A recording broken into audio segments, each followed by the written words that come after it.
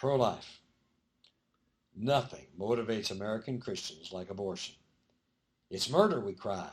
I'm fighting for the unborn. I'm pro-life.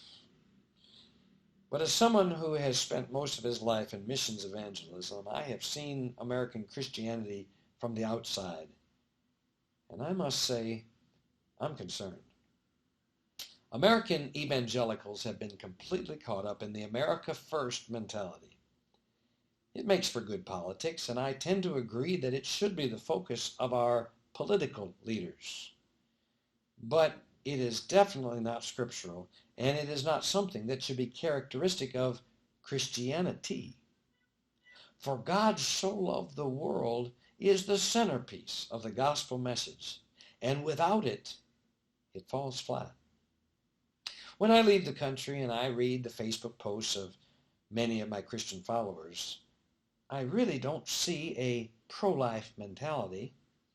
Oh yes, we hate abortion, but a large percentage of Christians today seem to have no concern whatsoever about those who are suffering in Ukraine. Real people robbed of their homes, their jobs, their lives, living in a cloud of fear. Yes, we care about the unborn, but the plight of live people doesn't seem to move us at all, especially if they're not Americans. There's famine in Africa, there's disease, there's pestilence. Who cares? The horrors that illegal immigrants might be facing or fleeing from, they're not Americans. We don't care.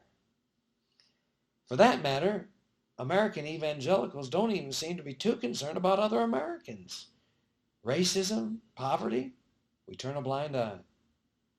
God forbid that Christians should show any concern to skyrocketing suicide rates of youths that are struggling with transgender or same-sex attraction, living in a sin-crazed world.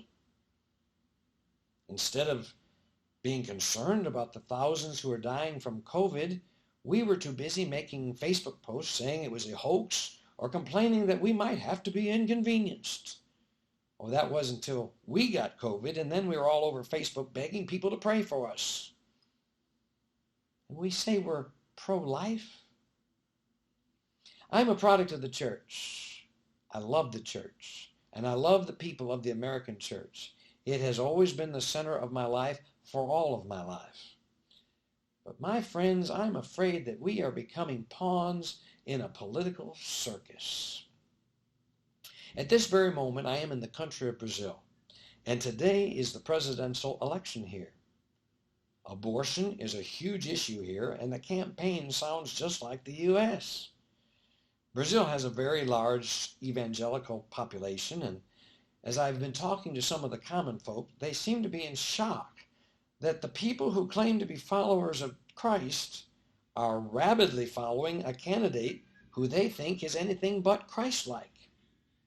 Oh, but did I mention he's pro-life?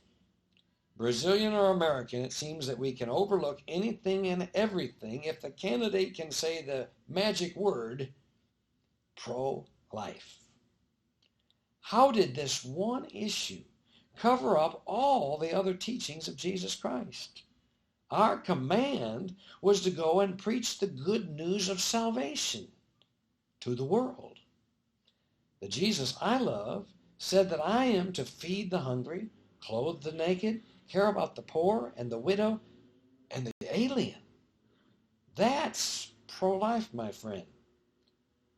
I abhor abortion, but we have to come to grips with the fact that Jesus never even mentioned abortion. Abortion is as old as human history, and most historians believe it was legal and acceptable in the Roman culture in which Jesus lived. And yet Jesus never mentioned it. Does this mean that abortion is okay? Absolutely not. But if this one sin superseded every other pro-life position that Jesus taught, then don't you think he would have squeezed in at least one tiny mention? In Matthew 23, Jesus pummeled the Pharisees for their obsession with one or two aspects of the law while, quote, omitting the weightier matters of the law, judgment, mercy, and faith. And he said, quote, these ought ye to have done, and not to leave the other undone.